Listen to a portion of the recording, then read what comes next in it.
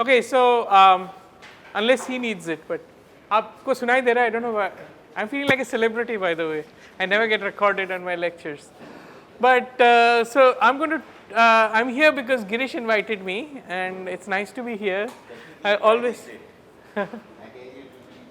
yeah. And he bailed out on me last time, so I had to catch and figure out where.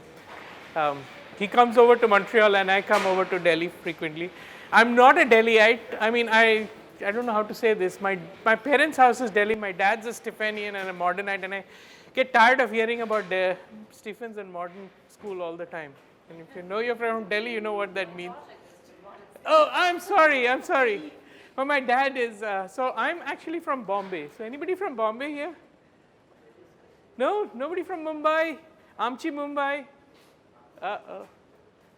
Okay, so I grew up in Mumbai. I went to Xavier's in Mumbai, so I've got the, and I went to Manikji Cooper School. If nobody knows that, that's where Rani Mukherjee also went. So I've got some cachet in that sense. Life took me to US in terms of, so I did a master's degree from IIT Bombay in geology. I didn't like geology, to be honest. So, but I did go for a master's to the US, and then I switched to geography.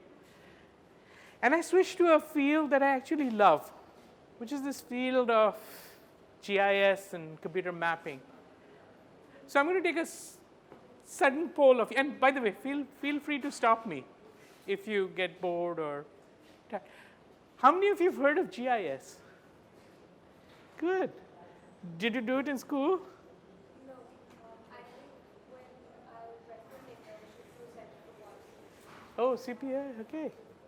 Nice. So I basically fell in love with GIS. And GIS is basically stands for Geographic Information Systems. Not many people have worked with it or heard of it, but there's another technology that all of you will raise your hands, I'm sure.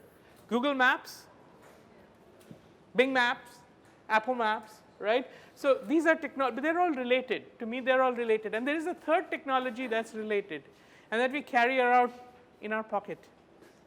You know why?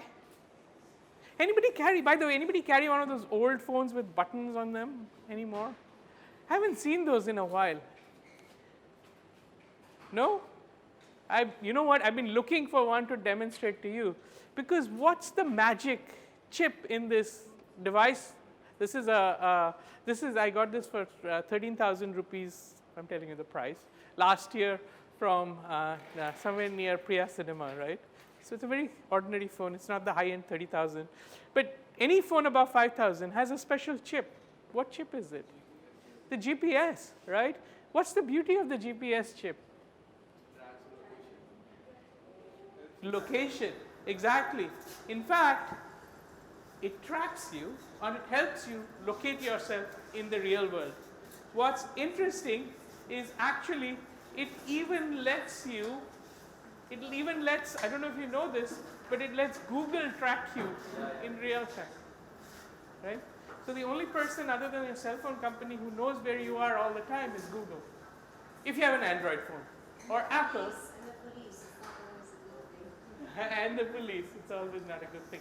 So what's happening right now in the world, which didn't happen 20 years ago when I started GIS, is what I call the spatial revolution. And GIS is one part of it. So I'm going to start my lecture today by talking about these linked technologies, right?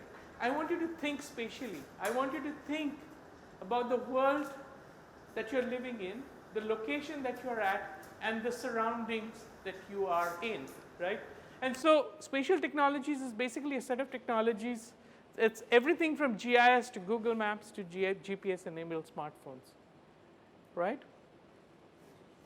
And the thing is, the most common use, of course, the most important things of this spatial technology is that they're designed to mostly capture the spatial data, so things like Google, right, your location at a particular moment, store it, retrieve, manipulate, and analyze it at a later stage. And also, if you basically look at GIS, it's basically occurs in a spectrum of activities. So the most common activity that you see with maps is just making a map, right? So for example, if I were to show you this, right? Ola, how many of, or Uber, how many of you have not used Ola or Uber? Okay, that's a oh, great. So there's one person, but it's a minority, right? So what has happened with Ola and Uber is that mapping has become a very commonplace exercise. So it's like your phone is the portable map. It has your location. It has not only your location, but the location of the taxis around you. And it's mapping on a Google Maps base the area around you. But you know, GIS and spatial mapping can go a lot more. Some of it you see in Ola. How far are the taxis? What route is it going to take to get to me? But then it can even go into a new way. What if a new highway is put in? How will the traffic patterns change? That's where spatial technologies gets more complicated than just making a map. And also today, I don't want to just tell you about what the technology is, what ArcGIS is, because you'll learn it, right, Girish? They'll learn at some point in your career. So I don't want to bore you with that, but I want to try to excite you with the possibility of the fact that Google mapping technologies, not just Google Maps, and I hate to support Google, but it's a great way to engage you, but then tell you how bad it is, right? Do you know why? Exactly, they're collecting all the data and they're not willing to share it with any of you. If you ask Google for the roadmap, they won't give it back to you, right? So it's a great tool. It's a company, right? It likes, and it makes money off of, guess what? Data, right? So search engines, advertising. So obviously it has some commercial aspects to it. So keep that in mind. But I want to excite you about spatial technologies and the potential of these technologies. So this, for example, is from Hurricane Katrina. I don't know if anybody remembers Hurricane Katrina. It's a US, yeah, Girish does, of course. But anybody know anything about Hurricane Katrina? It is, other than the name Katrina. So it came last year. Yeah, it came many years ago. That's why I don't expect you guys to have a memory of it. But it was what, 2005, right? 13 years ago, so you guys were about 5 years old, right? But what happened is, so this is the city of New Orleans, and the entire services in the city failed, right? Like, lots of parts of the city were flooded, and given that the US is a superpower, nobody knew where people were dying, or they were isolated, or they were, but people started tweeting and mapping, creating what's known as mashups, right? And this is an example of a mashup where people are putting like, okay, this particular location on Google Maps, they would put a push pin and they would say 5 feet of water, right? So they started mapping. So one of the things you could think of is, again, this is a mapping of information, but it's telling you quickly in an emergency situation where there's 5 feet of water, right? So it lets you build sort of a database of information, if you can think about database. I don't want to talk about the term too much, but sort of information about where things are going wrong. Yeah, and then people actually started adding things about actual people, right? So they found someone and they were anxious about their relatives and they could place people with push pins. So GIS has all of these uses, or spatial technologies. I don't want to say GIS because we're slowly moving into this evolving world where we're not just using a map, but we're making decisions on the map. But you've got health, disaster, health, urban planning, governance in rural areas. So a lot of potential, right? I'll show you some cool graphics now just to get you thinking about the potential of technologies. And then feel free to ask me questions about what might be some of the, so this is from Bengaluru, right? From Bangalore, some of the simple mapping applications of where malaria has occurred, right? So this is just a map of where malaria, but then we can get a little more sophisticated with hotspot analysis, right? This is showing you locations of crime, and then you do something called spatial statistics where you identify hotspots. So basically, if you have more points of crime in an area, you can show the police department maps of where high crime areas might be. Very simple spatial statistics on a map. So who's using that? Police departments mostly. So this is. In India as well? I think I'm not sure about the Indian context. I don't. Delhi police might have a police mapping unit, but all Western, I know, all the developed nations. Like for instance, there's a huge difference between the US and Europe, like sex offenders are listed in the US. Right. In Europe, this is not. That's a very different kind of thing. This is what the US police departments do is live tracking. Right. So most departments will have as part of the incident, there'll be a live tracking map for this. They'll actually This is project. data also. Is this To also see open how source? things are changing. Yeah. This is actually, so that's a good point. A lot of crime, it depends on the city. I've seen some jurisdictions like Seattle give away open source data. Others will just block it off. So for Montreal, I've never been able to get crime data. Maybe Delhi, if they have, then obviously it's not public. It's not public. It depends on the jurisdiction. It's a very municipal thing. And then of course Europe has different privacy laws as compared to the US, right? And now the privacy laws have changed as well. So the other thing you can do, for example, is, this is from Miami, right? And you can actually see where the hurricane evacuation zones are, right? So this is depending on the height of the land, right? So it's basically telling you which parts of Miami-Dade County would be inundated if it was flooded, if there was a hurricane of a certain wind speed, right? Now imagine, what else could you do with this map though? So this is telling you which areas are going to be flooded. Can you do something else?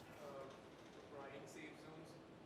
Safe zones, okay, how would you provide the safe zones? If you track which location you have to evacuate, Right. then you have essentially got the locations where people are safe, and you can set up places or camps where you can help the people who are evacuating, and Absolutely, you can set up zones in the white where basically you will not be affected by any category hurricane. What else could we do? Forests or areas where humans interact with wildlife. So if you track which areas or which area is like a hotspot for human wildlife interactions, Right. at certain times you can ask people to boycott that and see how it changes, study travel patterns. Okay, sure. Now, so that would happen in the case of wildlife management. But what about travel patterns? You want to say something about travel patterns? Have you tried to come? I just came today. My driver made a fundamental mistake driving me here. He came through Sabzi Mandi. Azad, should he have come through there? Well, if, I don't know if it will work or not, but we can kind of like track how the traffic lights stop in different places. So Okay. it goes like usually they go red and then they wait and then there's red. So usually you keep blocking up cars every second. Okay. So we change that. You can, if I don't know if this is going to work or not, but if you connect all of them, you can have the live tracking system where there's a lot of congestion on the roads and where there is. it's already being done. By the way, so how many of you have heard of WAZE? WAZE. So basically the idea is emergency evacuations. Also, when you look at Google Maps, right, when it's showing you traffic densities, that's using a lot of historical data. As people, mostly crowdsourced, but a lot of it is from GPS. How many GPS enabled phones are passing through an area, what speed, what is the pattern? That's how Google does. Right? You can go on to Google and it'll tell you what traffic to expect during your route. You can look at it for future dates and times, and it will give you an estimate. Right? So all of it back to that. Yep. When you were saying this, one thing, when you look at it visually, Yep. different categories of hurricanes, so you can see Right. there's an orange zone, Right. which basically gets inundated even under a category 1 Absolutely. Yeah. So what that tells you as a, let's say you're a city planner, what would be the first thing you do is basically try and make that zone a no-build zone. Right? Any existing buildings and things you move out of that zone. So city planning, zoning, these kind of things help. Right? And it's simply based on elevation, right? By the way, did you know that we have maps of the entire world at 30 meter by 30 meter of the elevation, right? So if you want to know the elevation of any place in the world, we have it at 30 meter by 30 meter. How big is this room, guys? Quick, you guys, who's going to be architecture students? How many? I'm very bad at this. Quick. How big do you think this room is? 25 by 40 meters? No. No. Dr. Roach? These columns are based at 6 Dr. meter Chadwick. intervals. Professor Chadwick. How's that? How many? 6 meter intervals is this column. 6 meter intervals.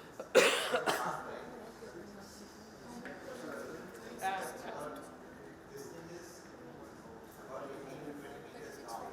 It's about 18 and a half meters long by about 12 meters wide. Okay, so we double it. So basically 30 by 30 would be, you shorten this room a bit, make it a bit square, 15 by 15, and then you double it in 4. So 4 of these rooms. But we have elevation values for every location on the Earth's surface at that resolution, right? So this kind of map, depending on, okay, if you know how high the storm surge is from previous experience, you can run what's called an inundation estimation on what's referred to as digital elevation models, DEMs, and you can get an idea of which are those. So if you have category 1 with 95 miles per hour wind, you're going to flood the area about 5 meters, and then anything that's from 0 to 5 meters above sea level gets inundated. Okay, so that's how simple these are to make once you have the data available. That's the key question. And this, so GIS gives you the ability to collect and manipulate all this data. And you can get even more sophisticated. So this is from somewhere in Germany. I don't know where it is, but I'm assuming it's. But it's showing you basically the evacuation route or 3D visualization of a route to get an ambulance to a hospital, right? And so you can imagine how now we are building 3D cities. There's a lot of 3D visualization in GIS, and so you can now get, on top of Google, putting things on Google Earth, you can sort of get the blue routing algorithm to tell you, okay, now I'm going to travel this way. So all of this is the future of geospatial technologies. And in some ways, ArcGIS Pro, which is the latest version, focuses on this. So they're trying to capture the idea that Google brought you with Google Earth about 3D visualization. They're trying to bring it into ArcGIS Pro. So there's a lot of 3D visualization going to be happening in the future. And finally, there is this issue of decision support, right? Remember I asked you about the what if, and now you know that, by the way, you know we are located at the crossroads of a very important road, right? Here, right now. Which one? Exactly. The eastern peripheral or the western? Is it eastern or western or circular? They're both, right? We are actually at the crossroads of the eastern And the western, right? Good. So your answer was right. I was trying to get this from OpenStreetMaps yesterday. So, but you are absolutely right. So what is happening is we are actually we are in an area that's likely to see development. Why? Because we're close to the highway. Just an assumption. By the way, this has been shown even with deforestation in Amazon. You build a highway, you deforest the forest. So the single biggest predictor of deforestation is highways. By the way, I'm studying baboon movement as well, which is completely unrelated, monkey stuff, right? But baboons follow highways and trails too. Humans make trails in the forest or in open plains, and the baboons follow them. It's kind of fascinating what the importance of highways and transportation is. But you can do what if decisions, right? So you can say, okay, Narela area, this area is going to, this is Narela? Is going to experience, or some south of Narela? North of Narela, Narela Sonipat area is going to experience phenomenal growth because of the peripheral roadways, right, that are developing. that's sort of the prediction, the what if sort of scenarios. So the other example that I'm showing here is you actually have models nowadays. So you can actually model, if given a certain amount of rainfall, which areas are going to flood. And that's all based on spatial technologies. There are specialized hydrological models. Say, okay, you tell me I'm going to have 1 inch of rain in 2 hours, right? And you can actually build a model which will show you these areas are going to get flooded, these areas in blue, right? So as urban planners, you sort of can predict before it floods, right? You can build.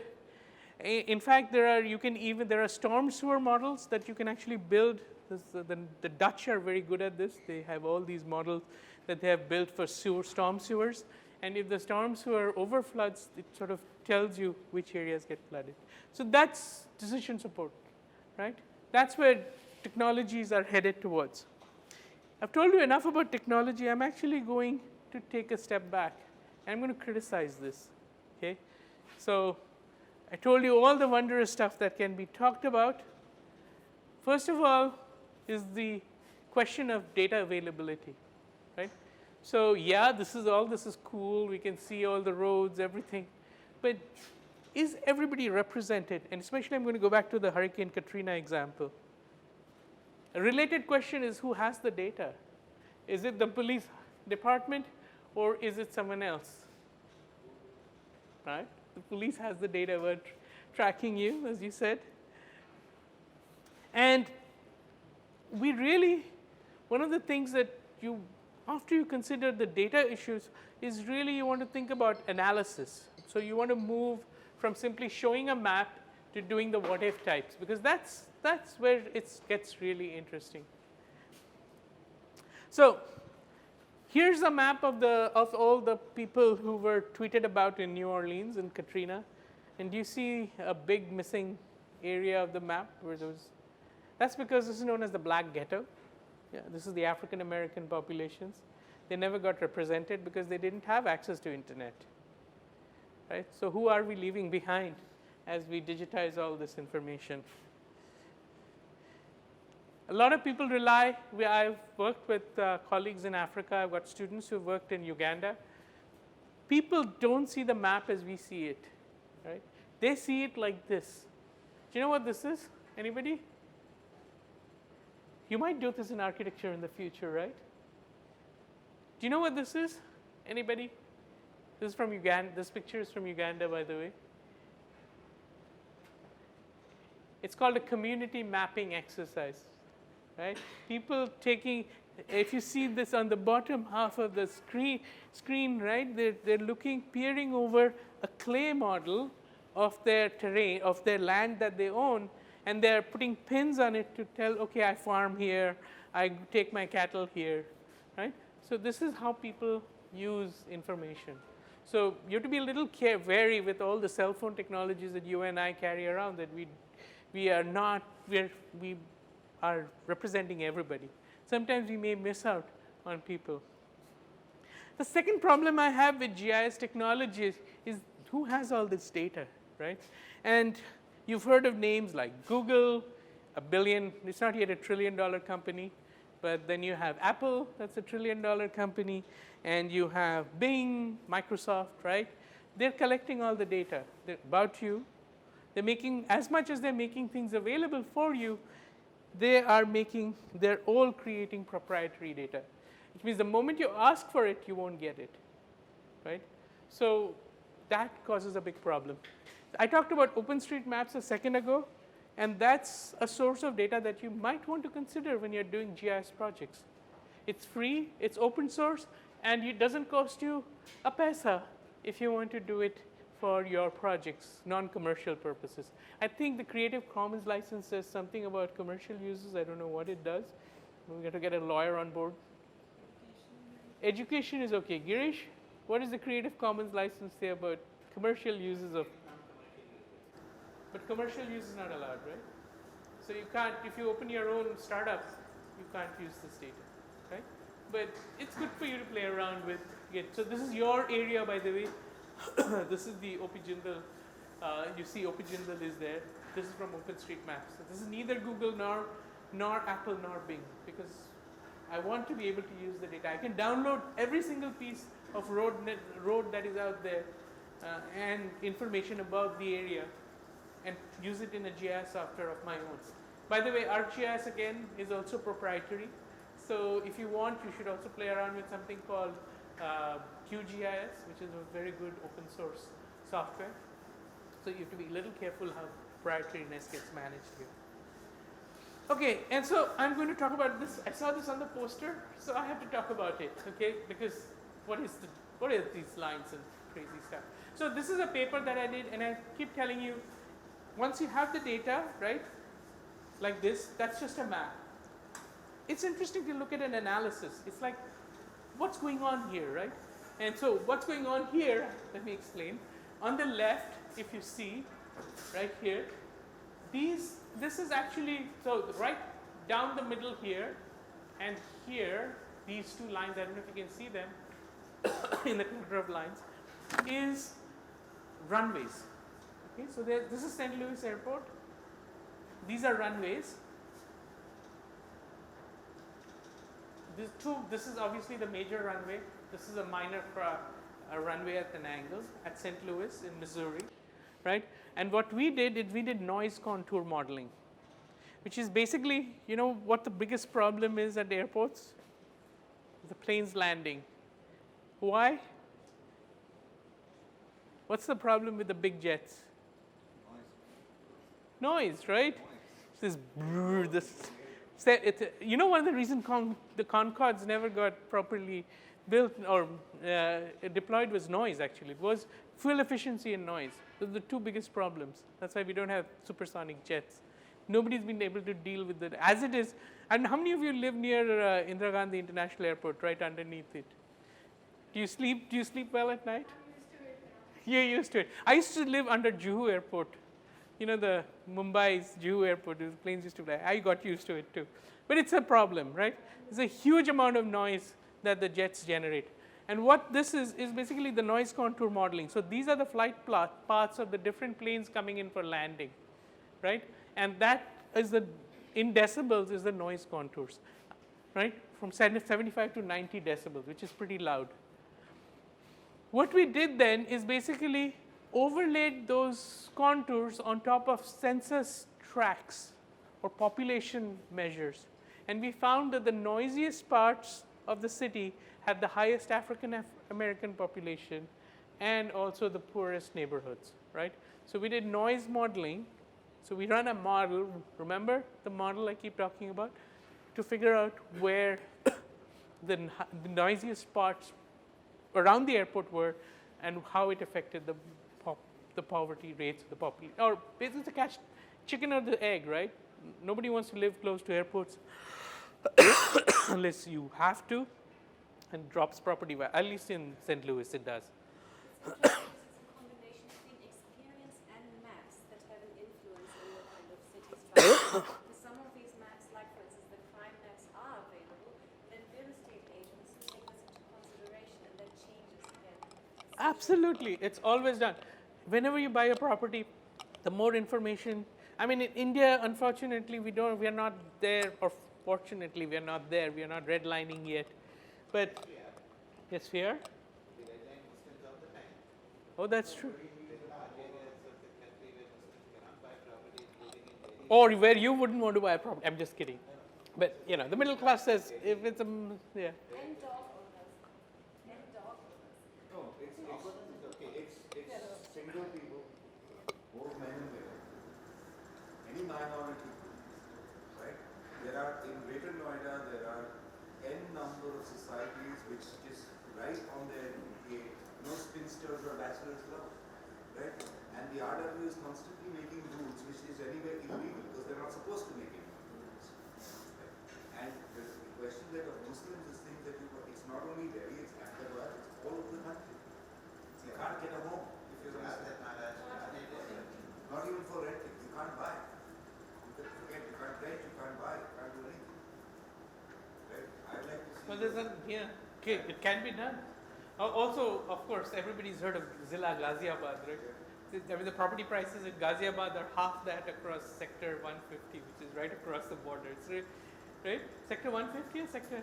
Somebody from Noida, tell me, what's the sector opposite Ghaziabad, but still in Noida? Okay, nobody's from Noida. We'll figure it out. But it matters, right? So basically, so there are these spatial patterns.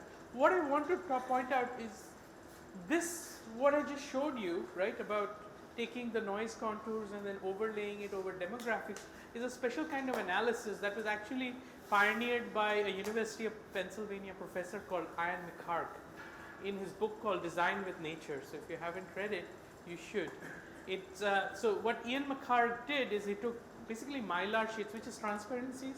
You know what a transparency is, right? Plastic sheets. Oh, they get there. Okay. So if you take two plastic transparencies and you draw things on them and you put them on top of each other and you see the intersection areas, right? That's an overlay analysis. And so this is basically an overlay between noise contours and the demographic data. So there are two different sources of data that I'm putting on top of each other. Okay? And that's what GIS is really good at. It's this layering of information from two or more sources. More than just mapping. Mapping is part of it. Finding the shortest route is part of it, but overlay analysis was where GIS. So I'm going to switch tracks now, and I'm going to talk about a project that my colleagues Anirban Mandal from Ashoka University, and of course Girish Agarwal, whom you probably should know well, professor at Jindal School of Art and Architecture, right? So this is a joint project, and actually Professor Agarwal's PhD student Bakul is going to be prominently featured in some of these slides. Not as a person, but as the work that she has done. And so this is a collaborative work between me and Girish and Anirban. So, wow, okay, so you'll get to see her. You'll get to meet her. She's very good at GIS, so you might get some assistance in that field. So basically, what is the urban heat effect? Okay, so contrary to popular belief, it's not that Delhi, if you go to the Connaught Place, actually not, let's leave Delhi aside because Delhi is very flat, but Gurgaon, right? The heart of Gurgaon with all the tall buildings, or Noida with all the tall buildings, it's not, it'll be very hot, like hotter than the surrounding areas. Surprisingly, it might be cooler right now than the surrounding areas. But if you go back to that place at 1 o'clock in the morning, anybody like traveling around at 1 or 2 a.m.? Not simply because of the AC, it's because the buildings absorb all that heat in the daytime and then they emit it back at night, right? So 1 a.m. in the night is when you get this massive flux of heat, right? So basically this is temperature in degrees centigrade from Melbourne. This is from, I'm taking it from Melbourne. I'll show you from Montreal as well. But you can actually see this spike in temperature, almost 4 degrees more in the central business district of Melbourne as compared to the surrounding areas. Interestingly, and I should point this out, there was a professor called T.R. Oak who proved this for Montreal area in the 1970s. So it was actually first observed in the Montreal region, and then he tied it to the population effect. Now, how do we know this? How do we measure this? There are two ways to do it. There are actually, the third way is simulate using what if models, right, of computational fluid dynamics. I don't want to go there because I don't know I don't know a single X of computational fluid dynamics. Girish might. He's a civil engineer. So we will not head towards computational fluid dynamics, but there are two other ways. One is a simple temperature measure. So you put a temperature sensor inside what's known as a Stevenson screen, right? And that Stevenson screen is that box that wooden box on the left, and basically it's to prevent effects of wind and rain from affecting whatever the sensor is seeing. Or you can take satellite from Landsat 8 has a thermal scanner, so it takes pictures of temperatures on the land. What's the surface temperature? What's the temperature of this surface? Of course, Girish has a third method, which is his toy IR gun, which I should have brought at some point. But the toy IR gun, which you guys will, I'm sure, be introduced to at some point, you just take the, it shoots out a laser infrared on any surface and it measures its temperature, right? So there are these ways to measure land surface temperatures. So basically, I talked about this already. During the daytime, you may not find much variations, but at night, downtown cores are almost always have a slight bump in temperature, which we refer to as the UHI effect, as compared to the rural areas. So when we tried to do this for Montreal, we noticed that there are only 5 monitoring stations in the entire island of Montreal. And Montreal is not small. I mean, compared to Delhi, it's small. We don't have 160 kilometers of an urban footprint. We have 30 to 40 kilometers from one end of the city to the other. And we have 3 million people living in Montreal.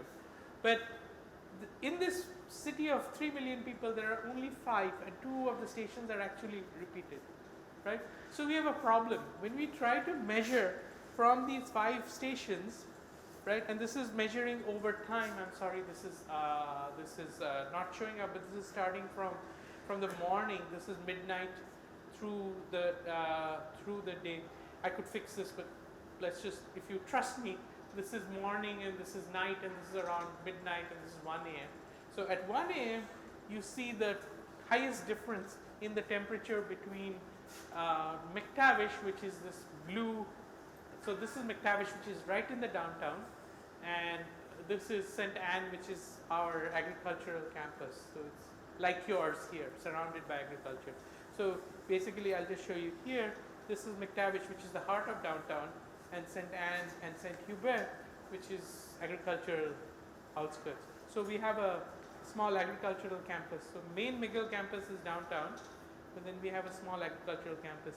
And you can see this difference in massive 5-degree difference in temperature, even in Montreal, between the urban and the rural areas. And this, of course, then you can imagine Delhi has it, and it has been observed. So every Indian city has this effect. So basically, we are observing 6 degrees at 1 a.m. The difference between McTavish, which is downtown, and the south areas, there is a 6-degree difference. So what's interesting is when you look at land surface temperatures, right? Remember, I told you there are 2 ways to look at urban heat. When you look at through the satellite, there's a peculiar phenomena that happens, and this is why we are not able to use satellite pictures very effectively. So this is our, by the way, this is right here is our agricultural, these are the buildings of our agricultural, and this is all our agricultural campus. So you can see it's very, very rural. I don't know if you can see it, it's a bit hazy, but you can see the farmlands, right? This is all farm, this is all buildings. So this is obviously all farmland. When you look at the land surface temperature, you actually see that the farmland is hotter than the buildings. So this is something that has been seen in all desert cities, but you're actually observing it in mid-lat, like in a tropic. This has been observed in Shiv Nadar campus, and we are referring to this as the inverted UHI. This has been observed even in Greater Noida, right? The strange phenomena where land surface temperatures are actually warmer when you have fallow fields. Do you know which is the coolest area in Greater Noida? If anybody knows Greater Noida? Tell me, I want to go there immediately. Which is the coolest area, LST? One guess. Which do you? No, it's not the weather. Guess. You're close.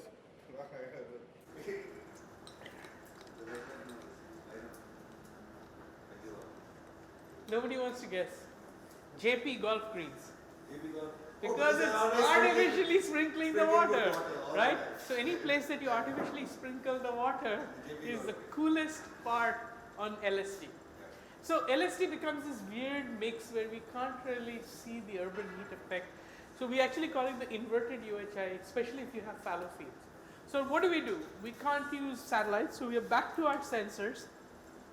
And so we want a way to further characterize this 5 degree, because we have seen, and others have noticed, this is from Woot, who's a professor at Western Ontario, that if you have landscape changes, you have a little bit of a lake here, right? the temperatures tend to be cooler, right? So UHI effect is sort of diminished, and this is sort of talking about how much of influence.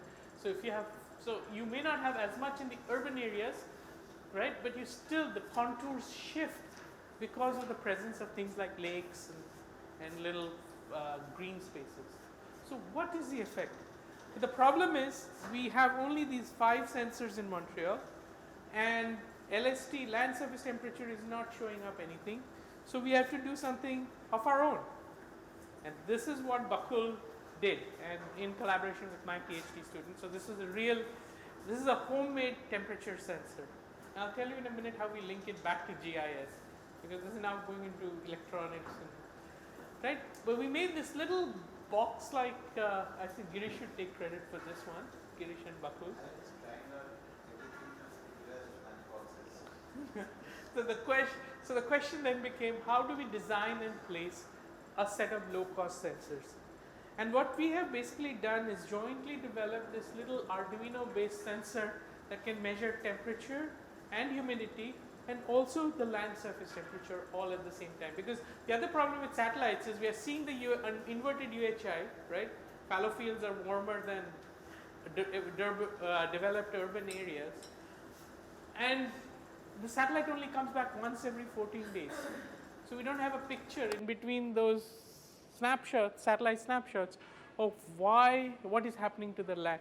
So we've built this basically joint sensor temperature of air temperature and humidity and calibrated them. So if any questions about it, you can post this to Girish, he'll answer it right down to the sensor type and battery one of the big things we had to deal with was battery consumption. Like, how do you get these things to stand alone and run on a battery for 5 to 6 days before someone goes around and collects the data? So that's been our biggest challenge. This is the commercialized fabricated version. As you can see, we've got this built in Delhi, and we are deploying this now in 4 university campuses, McGill, SNU or Jindal? Both. So Jindal, you're going to see some of these funny looking boxes in your campus. Don't touch them unless he asks you. And we are going to, in Université Laval in Quebec, which is also another university that's partnering with us. So it's going to be placed, and also Flame University in Pune is partnering with us. We also have other sensors. This is what our little boxes look like for putting the sensors. You saw that big screen boxes. We don't need those. We have a company that sells these nice plastic boxes. Girish is planning to experiment with lunch boxes, so putting the sensors in lunch boxes.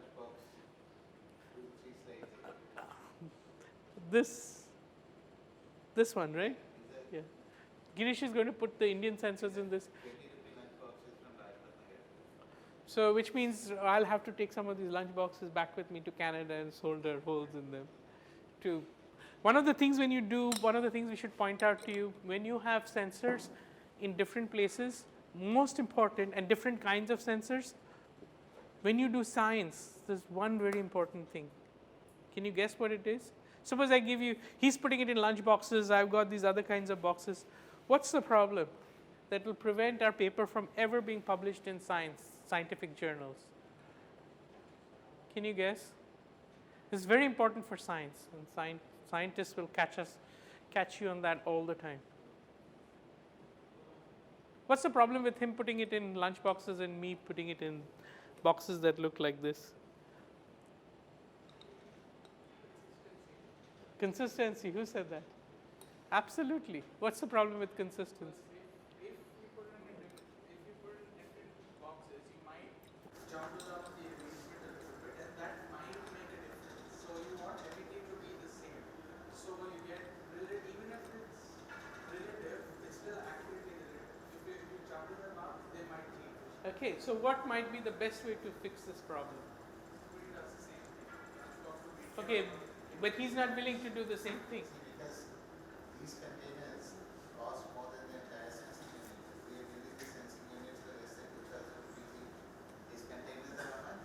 They came free, but they cost $100. They're about 67,000 rupees.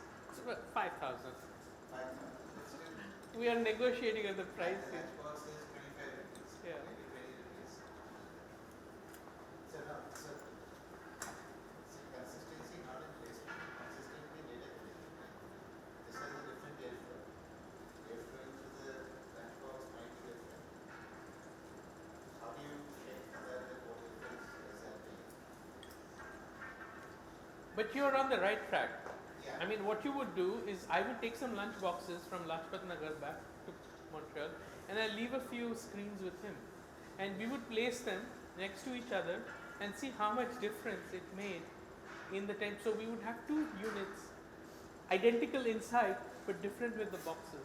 So it would tell me what the difference is due to the material that's encasing it. So in a way, like including error calculation. Basically, adjusting for any variations that might happen because of the boxes, right? I mean, if it's terribly different, then he can't use his lunch boxes, or I can't use my right, one of his. So it's very important you keep things similar. Anyway, so we've got these sensors. I've got 47. Girish is probably going to have 50. We're starting out. We're going to end up with 100 each, and we're actually going to place them all around. So I'm going to actually show you where we have put 5 of these sensors around my university building. So this is Geography Department building in McGill. It's called Burnside Hall. Anybody been to Montreal? Okay. If you go there, there's a main road called Sherbrooke, and McGill University is right on the main road, and this is right off of that main highway known as Sherbrooke. And there's a tall, ugly, architecturally terrible building known as it's just a block of wood, like block of concrete, 12 stories high. That's Burnside Hall. And so we are placing these sensors here where you see the yellow dots. So what we're trying to do is, instead of the entire island of 40 kilometers, we're trying to see there's a lot of green space here, right? We're trying to see if having a little bit of green space makes a difference in lowering the temperature. And the more sensors we place in this entire area, right? We started with 5, but we're going to slowly go up to 40, 50. We're going to have more of an idea of the landscape affecting the temperature, right?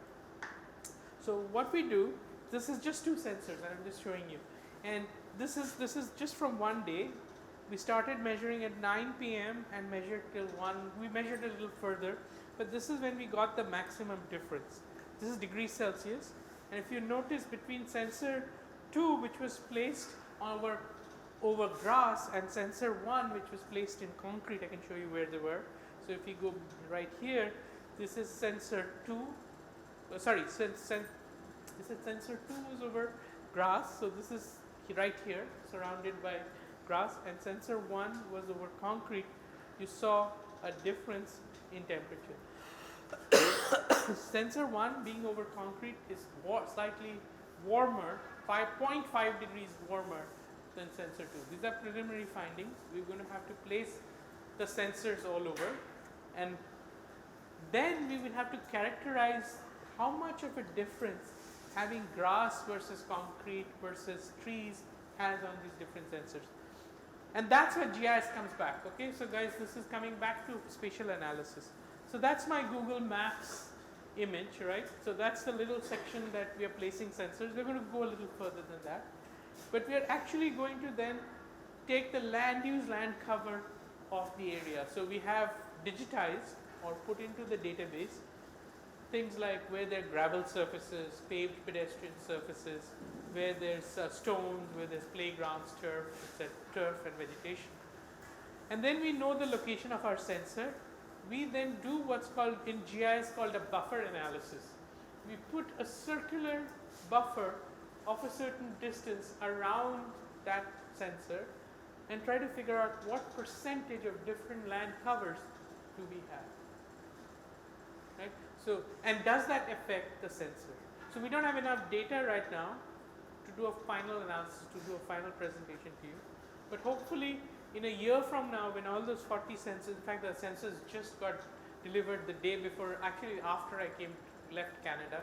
So I didn't even have a chance to open the sensor box.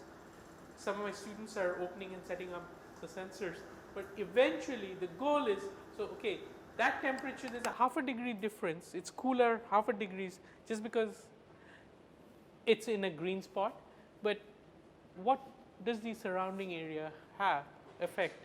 What effect does the surrounding area have on the temperature sensor, right? So this is where things stand.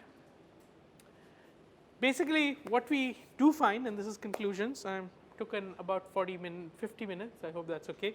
But the idea was that UHI seems to be locally dependent on land surface. We sort of see that. There's a half a degree difference in the sensor over grass versus the sensor over concrete. How much? We don't know. This is an unanswered question in scientific literature. Nobody has studied it before. So we hope that analyzing the surface around that sensor point can help capture the contribution of the surface to UHI. And as you can see, it's a powerful tool to analyze that information. Okay? That's it. That was my last slide. If you have any questions, I mean, to thank the funding agency as always. Anirban's name is up there, and so is Girish's. So thank you. Any questions? Okay, I can ask any question that you would like. Jaideep. I'm just wondering in terms of doing can you all hear me? So we noticed that you were saying that in the downtown areas there will always be a spike at the Right. bottom. I'm just wondering, has this been done for, let's say, older city settlements anywhere in the world? Because the downtown as a planning issue is a very recent phenomenon. Right. I'm just thinking older historical It has been, cities. so I've seen a paper for Nagpur, Okay, but Nagpur is also not that old, not that old. It's actually right? newer. Pune, Prasad should be getting on it. I'm Because I think wondering, places like, let's say, Shadanagar, right? Or Right. even older cities in Europe and things like that, Right. just to do a kind of a comparative analysis. that'll be interesting. Like Banaras, for example, I Just to don't think it see- has been done because I think Because both from the Yeah. point of view of materials as well as in terms of morphology means study form of the city, as well as in terms of grouping of housing, how is it affecting all of this? That would be interesting. That is part of the goal. See, one thing that we are trying to do. Girish, you can come here because nobody can see you. You're a voice in the. And yeah, you can I don't need this. this need to speak. See, because satellite data is so sparse, 30-meter resolution, but Landsat is actually 90-meter resolution. Right. Some of it. It means I'm only getting one data point in a roughly 100 by 100 meter area. A lot of these effects take place at a much smaller scale. How do I link that? I cannot possibly go and put 1,000 sensors around every building. So part of what we are trying to do in this research is link that so that in areas that are difficult to access, right? Or in older cities, we should be able to just use satellite data.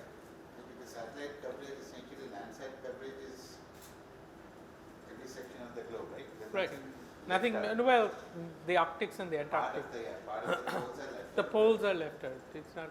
So if we can figure out a way where we can look at the urban morphology, right? Devise some parameters which take care of the shape of the buildings, distances between buildings, heights of buildings, types of buildings, material used in buildings, Right. and link all of that to the satellite data as well as the sensor data. Essentially, in simple terms, think of it as an equation that correlates all of this. Then in any place where I have the urban morphology data, right, which from aerial imagery is not that difficult to figure out. Not that simple either, but not that difficult. And we have satellite data. So I can in fact make a tool where somebody goes in and says, given a city like this, or I bring in data from my city, there's satellite data that's available. What would be the temperature differentials if if I built up some area, right? Yeah. Largely as a planning tool. Right. So when India says we are going to build smart cities, is anyone even looking at what that will do to the See, that's what I'm surrounding thinking. areas? So having this kind of data would be an interesting point to begin to critique Right. or even unpack what are we thinking of when But we think even of smart cities. I What are like we thinking Joydeep's of, I like Joydeep's earlier point also, because you said that Benares, an old city like Benares, it may not have the urban heat effect because of the building material. We don't. Nobody has that data. Even check Right. planning principles, like design principles. As let's see, most planning principles, and when they do any of this analysis, right, the equations and the things that they're using are mostly derived from urban areas in developed parts of the world. Which, especially if you're looking at the US and certain parts of Europe, have a very different city structure. Yeah. You have a central business district. So if you read a lot of this literature, you'll see this term CBD. In India, cities do not have a central Cities business don't district. have CBDs. I mean, you cannot think of any city in India. I mean, to a certain extent, maybe Bombay has it. But otherwise, Not quite. Not Because quite. in It's still India- spread out. a Yeah, lot. see, in India, we do not really have exclusively residential zones. Yeah. You build 10 houses and one perfume ki dukaan will show up. Whether Before or that, actually, so you'll have a small commercial zone, you'll have a market area, right? So, I mean, part of this is not directly relevant to this, but data in Delhi shows that most people do not commute more than 6 to 7 kilometers to go to work. Right? You can actually think of larger cities in India as a collection of smaller cities linked together. There is no, Connaught Place is not a central business district. Not at all. There are Connaught places all over Delhi. Yeah. Any big market effectively has enough offices and things. So that's part of the thing where a lot of the model, part of what Raja had mentioned, classification, right? Those are standard classification zones which are done by saying this is medium-rise residential, this is high-rise residential, Right, this is low-rise residential. All of that presupposes a certain This kind sort of of- layout and density. Because the other thing that I'm thinking is this, that if one looks at suppose building bylaws in this country, they have absolutely no basis other than the way the colonial government And then decided. The British decided that that's how it should look Dinesh like. wanted to talk about Yeah. the cities, right? That all cities in India have a cantonment. Yeah, so because And it's the then British areas- colonial planning principle. Yeah. I'm thinking something like this, very easily one can figure out volumetrics, morphology, and then go on to actually developing building codes based on this. Yes. I'm imagining. Are we doing that? Is somebody working on that in this country right now? Not directly. Alright, But that's that our is a next long-term point. goal. That's a long-term goal. I think we have to. There are basically 20 people, I can name them all who do this stuff. But I think this is a, because this is fascinating.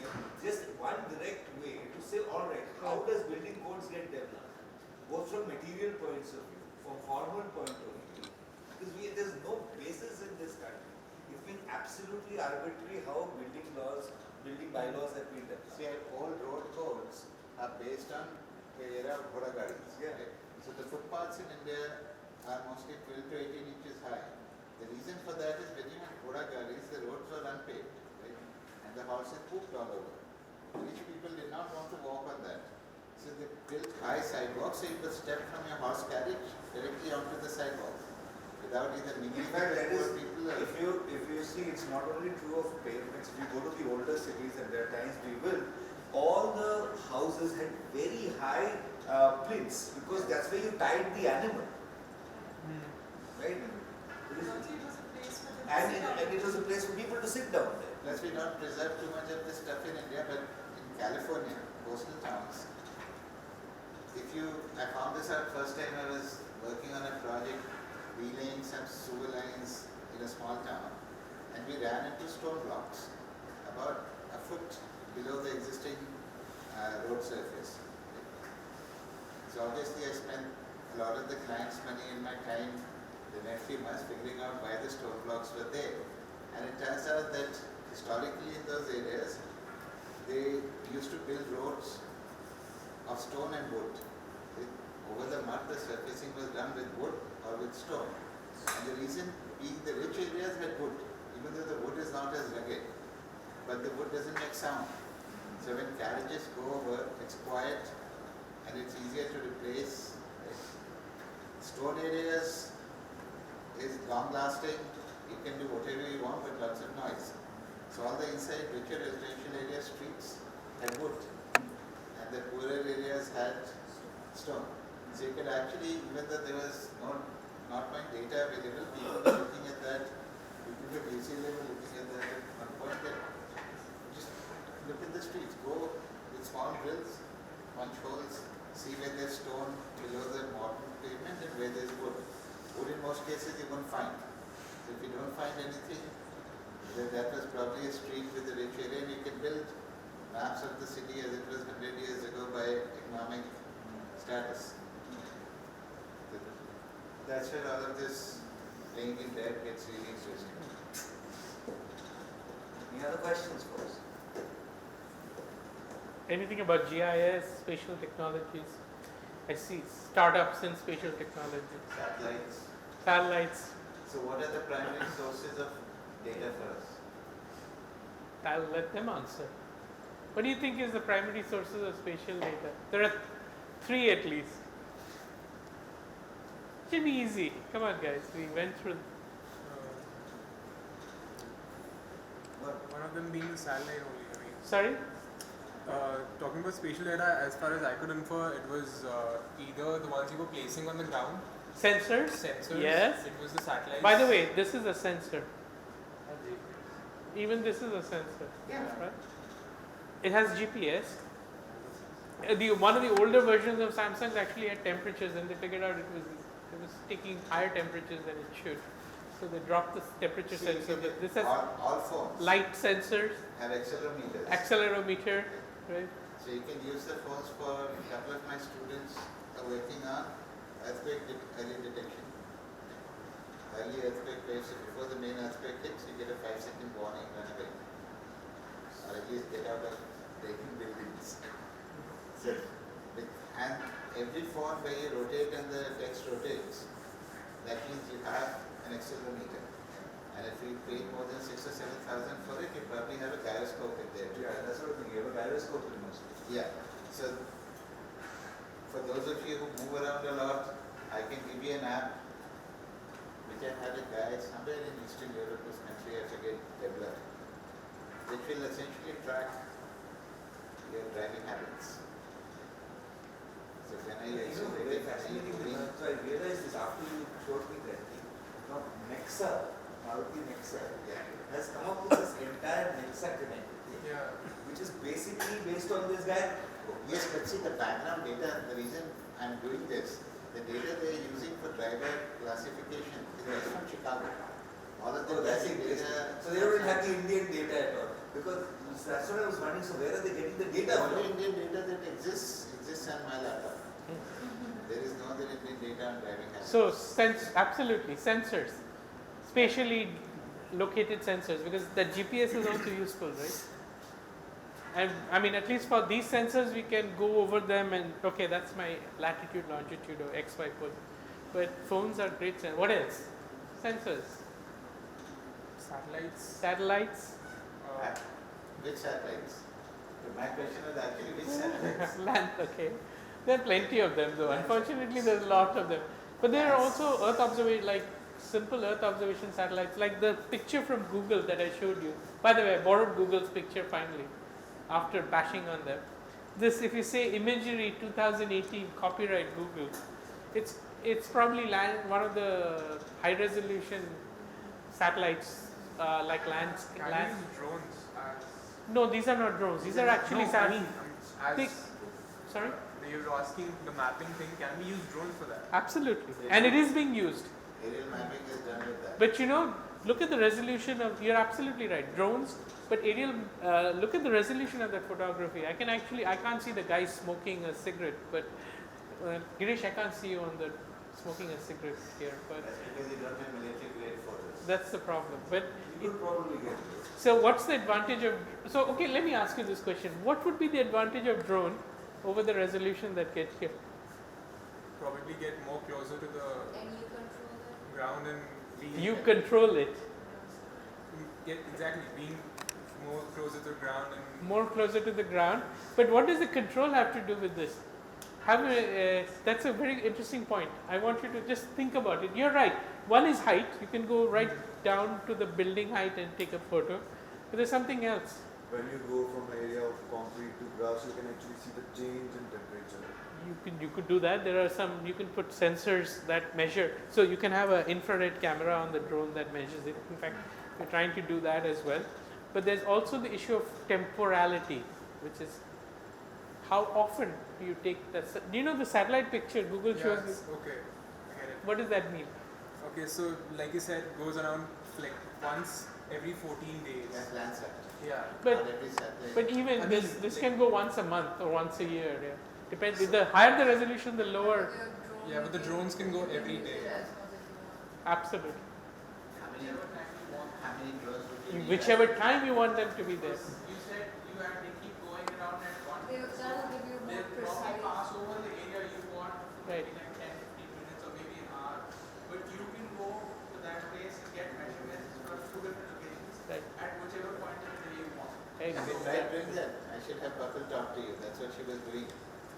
9:55 gives in Shatri, will suddenly rush out of her lab with equipment because the Landsat is passing. Just to go take readings to match that up. Not that easy to do. See, it becomes a question of data volume. To do anything reasonable, you need a lot of data. If you're going to fly a drone, right, if your drone is this height, what would be the width of coverage? If you think of it as strips of photos you're That's- taking, a satellite width is really wide. So when we are saying 30 by 30 meter resolution, but the swath that the satellite is taking a photo of in one shot can be several kilometers wide. Kilometers by kilometer, at As you least said, 2 by 2 kilometers. Each pixel on the image it collects is basically a 30 by 30 meter or a 90 by 90. With some mathematical manipulation, some of that is brought down because two passes it is shifted a little bit. With a drone, if you fly the drone too high, you lose the advantage of using a drone. If it's too low, it gets too many passes. Just think about Also it. the data collection, right? And each of, do you know how much, when you take a picture on your camera, how many megabytes is that? Is Around anybody- 4 Huh? to 5. depending. 4 to 5 megabytes, right? Yeah. Imagine taking a drone is taking pictures every, it's going to fill up for an area, or even the size of a city, it's going to fill up your hard drive, Terabytes. petabytes. Yeah. Yeah. Not just data may not be too much. I mean, image data you can extract things, but it's a trade-off, right? Plus the other issues with drones. Satellite imagery is not high resolution, so privacy concerns are not that critical. With a drone, there's nothing stopping me if your drone is going over my house, I can shoot it out of the sky. That is illegal. People do it all the time. How will you do that? When India being a paranoid state, next thing you know, you have been labeled a foreign terrorist and put in jail. Which reminds me, you might be, but I'm just putting on Many of it. us might be, but we don't know that yet. Give people the benefit of the doubt. So there are many issues with what is the tool you're using to collect that data. Right? What is the level of data you're collecting? How you're going to use it? How are you going to use it? There is a third source of data I would like to mention before we lose, and I don't expect you to, but I talked about OpenStreetMaps. They are guys like you, I mean your age, college students in many parts of the world mapping their neighborhoods. So there is something called HOTS, which is Humanitarian OpenStreetMap project. I would encourage you guys to get involved if this technology excites you and you get enough. We have measurements too. We have Yeah. handhelds where we can start measuring. You just need this. You just need this, right? All of you have it. Yeah. You hook it up to your phone and it will make a full map as you walk through. Right. So the OpenStreetMap is volunteered. In a sense, going back to that, all of this does have its origins in 19th century, 18th century, Right. very hands-on Abs- measuring techniques. absolutely. Of that thing, Yes. right? Absolutely. And we're going to look at some of That's those. right. Oh, you start with chain and link, The chain and link, the Right. triangular method. Right. I mean, some of these things. closing the survey. Yeah. A board, you could have done a So Oh, we'll wow. pick up some of So those things so when we start looking at the question of surveying, leveling, and in some of it even in the representation class, right? We will be looking at all of these things because some of these ways of understanding the world, because there's a particular, what should I say, a particular philosophical underpinning to Right. how the world is Yeah. understood. Yes. Which actually happens in the 18th, 19th century. The most basic thing. Why is the North Pole the North Pole? Yeah. Or why is Greenwich Greenwich? Right? Exactly. The history goes back to the 19th century cartography conference. Do you know? Has anybody watched Da Vinci Code? Heard a lot. Dan Brown. Anybody else? Da Vinci Code? Huh? You've read it. Great. Do you know where the Rose line is? The Rosetta line? Paris, right? Louvre. Through the Louvre. Right? Now, it's not anybody's imagination, but there is a Rose line or the Rosetta line that passes through the Louvre, except that was the French version of what the world should be. Right? So the 0 degrees that we see, oh, India is 72 degrees west of Greenwich, is bunkum because it's actually the British won the political game in naming the longitude line that went through. Should have if the French would have won, and I come from a part of the world that speaks French, you would have been something else. This historical maps, right? Coming back to the mapping thing. If you look at Middle Ages European maps, there are large chunks of the planet which say here be planets. Or some variation of that. Next class in the representation we'll look at, I'll give you a lecture called Western Perception of India's Past. So if you look at a 13th century map of India where, and from it's interesting to see how all of it was imagined, right? So I'll show you this beautiful map, 13th century map, right? You will look at it and the first thing there's a dragon there on that side, which is actually nothing else. There are sheep going on trees, which is supposed to be one part of India.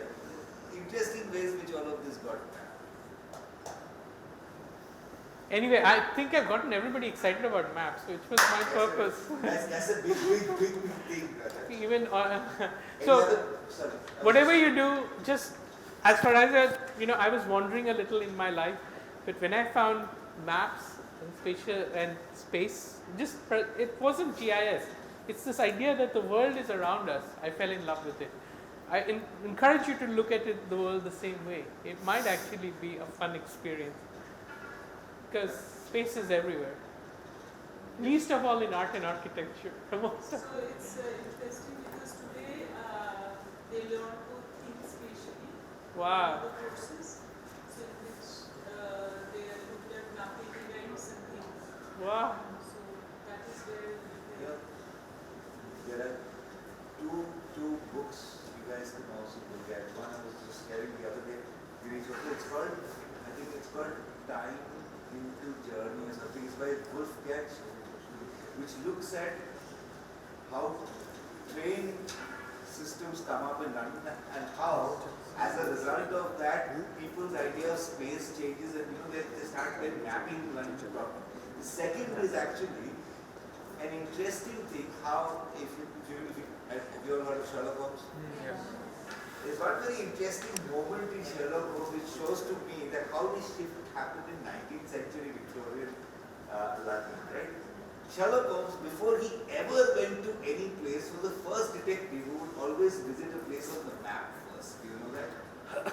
Do you know this? No, I did not know that. I love this trivia. And in the Hound of Baskervilles, there's a fantastic anecdote, right? So Sherlock Holmes sends Watson to the moors, right? And Watson says, "Aren't you going to come?" He says, "No, but I'll be there in spirit and seeing it clearly." And he opens up the map of that.